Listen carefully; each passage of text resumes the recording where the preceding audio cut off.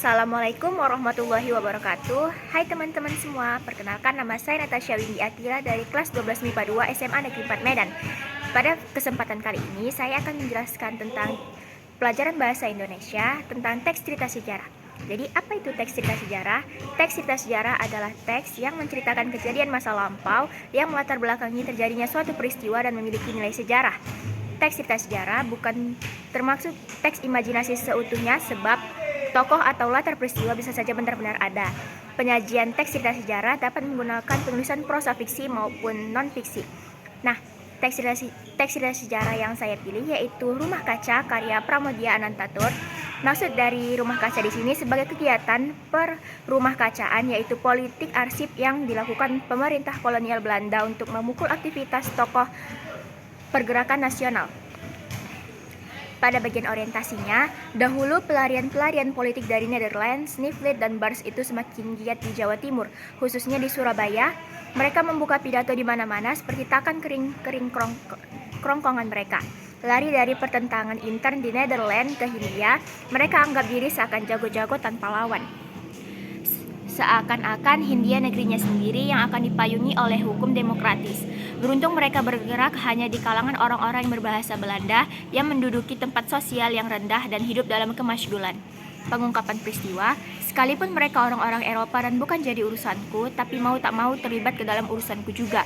Mereka memilih Surabaya sebagai pusat kegiatan karena Surabaya adalah markas besar syarikat Islam.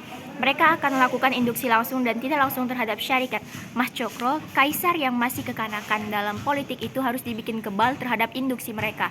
Dia harus lebih banyak miring ke agamanya sendiri daripada ke arah radikal abangan Eropa ini. Bagan untuk mengebalkan sang kaisar telah kubuat sampai terperinci setelah Sepku menekan aku dengan berbagai cara.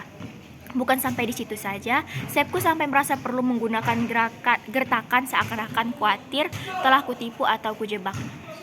Bagaimana Tuan dapat menyimpulkan mereka bermaksud memengaruhi syarikat Islam? Dapatkah Tuan membuktikannya? Ucapan yang meragukan kemampuanku itu memang menyinggung kehormatanku. Semestinya ia bisa lebih bijaksana sedikit. Sebenarnya, kataku dengan tekanan yang menekan juga, Tuan sendirilah yang semestinya menyimpulkan dan membuktikan, bukan yang sebaliknya seperti ini. Mereka bukan pribumi. Konflik. Baganku memang hanya menjauhkan syarikat dari mereka, hanya menjauhkan agar tidak terkena induksi. Beberapa hari kemudian, bagan itu dilaksanakan tanpa sepengetahuanku. Dan sepucuk nota dari Sepku menyatakan ia tidak puas dengan hanya menjauhkan, harus ditarik terus sampai mempertentangkan kedua-duanya.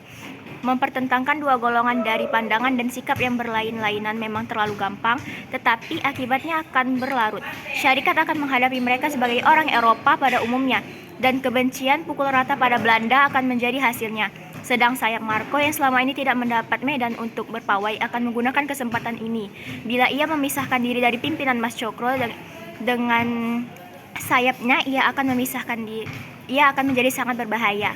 Perkembangan secepat itu belum lagi diharapkan. Komplikasi. Pada hari itu juga notanya kubalas. Akibatnya Sepku datang dan langsung menyemburkan kejengkelan. Apakah Tuan sudah bermaksud melawan pemerintah? Karena aku tahu inisiatifnya tak akan berjalan tanpa rumusan dan tanda tanganku, aku hadapi dia dengan cadangan. Kalau perintah itu diberikan padaku setelah prediksi tenaga ahli itu dicabut oleh Gubermen, aku akan lakukan dengan segera, Tuan. Kalau tidak, aku masih punya hak untuk menolak. Mukanya jadi kemerah-merahan karena berang. Ya, kau akan kupermain-mainkan, Tuan. Mari kita lihat siapa yang akan lebih tahan. Tetapi ia tidak mendesak lagi dan pergi dengan bersungut-sungut. Notanya datang lagi, isinya bernada curiga terhadap aku sebagai simpatisan salah sebuah dari organisasi tersebut. Jelas dia belum kenal siapa Pangemanan. Sekali orang bernama Pangemanan ini jadi Algemen Sekleri, tak akan mudah orang dapat mengisarkan sejengkal pun dari tempatnya. Aku simpan baik-baik nota itu dan tak kujawab. Sekarang datang waktunya ia akan mencari-cari kesalahan. Mulailah aku mengingat-ingat secara kronologis pekerjaanku sejak 1912 sampai masuk ke tahun 1915. Hanya ada satu hal yang bisa digugat, yaitu analisa dangkal tentang naskah-naskah Raden Mas Minka yang aku anggap tidak berharga. Naskah-naskah itu aku simpan di rumah untuk jadi milik pribadi, maka analisis yang kurang bersungguh-sungguh itu mungkin memberi peluang untuk menuduh aku menyembunyikan sesuatu pendapat atau kenyataan.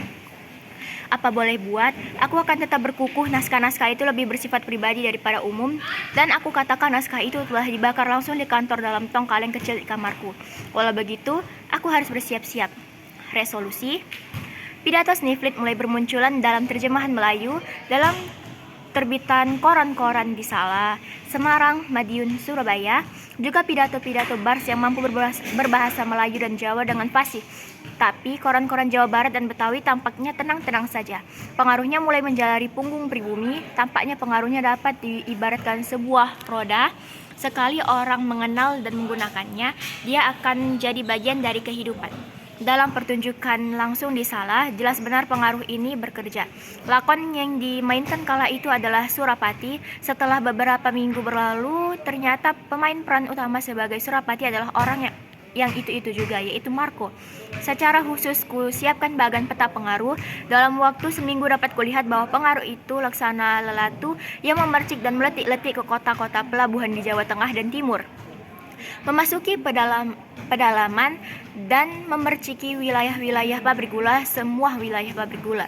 Koda, Dewan Hindia telah meminta pada Gubernur Jenderal, demikian yang kudengar dari omongan orang, agar tenaga-tenaga kepolisian yang sudah mulai berpengalaman dalam mengawasi kegiatan politik pribumi ditetapkan kedudukannya untuk mengurusi soal ini.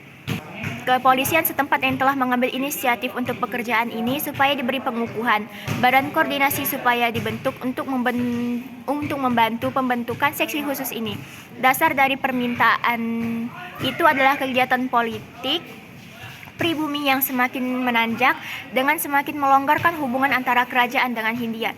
Kalaupun ada rencana mengirim bantuan militer dari kerajaan, tak mungkin bisa diharapkan dalam situasi perang dunia. Maka juga angkatan perang Hindia seyogianya diperbesar untuk dapat menghadapi segala kemungkinan. Sekian dari saya, jangan lupa like, komen, dan subscribe video saya. Apabila ada kesalahan dalam penjelasan ataupun perkataan saya mohon maaf. Wabillahi taufiq wal hidayah. Wassalamualaikum warahmatullahi wabarakatuh. Thank you everyone. Thank you